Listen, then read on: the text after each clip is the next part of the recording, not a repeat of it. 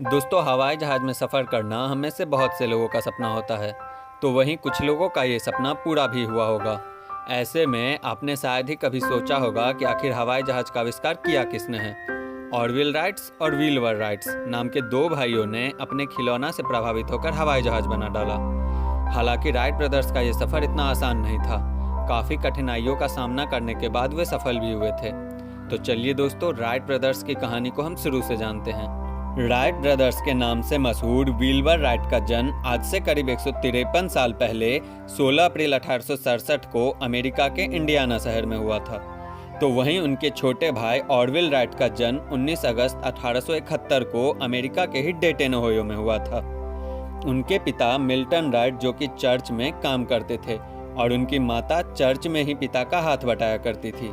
Wright brothers की रुचि कुछ ऐसे मशीनों में लगी रहती थी जो ऊंचाइयों तक जा सके।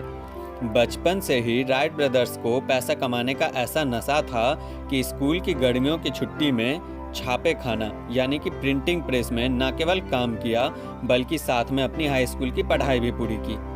लेकिन ऑरविल राइट को किसी बीमारी होने की वजह से उन्हें अपना पढ़ाई बीच में ही छोड़ना पड़ा।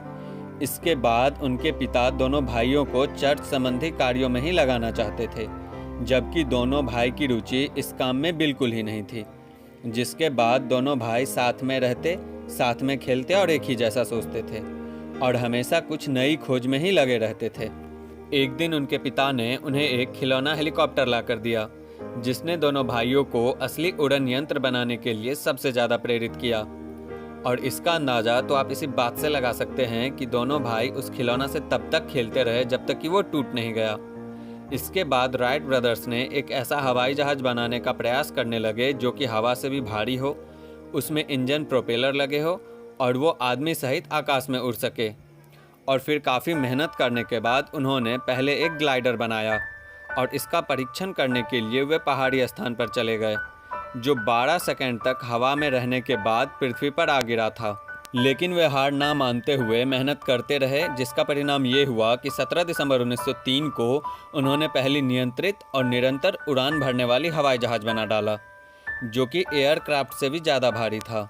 राइट ब्रदर्स विमान को बनाने और उड़ाने वाले पहले व्यक्ति ही नहीं बल्कि विमान को नियंत्रित करने वाले भी पहले व्यक्ति बने।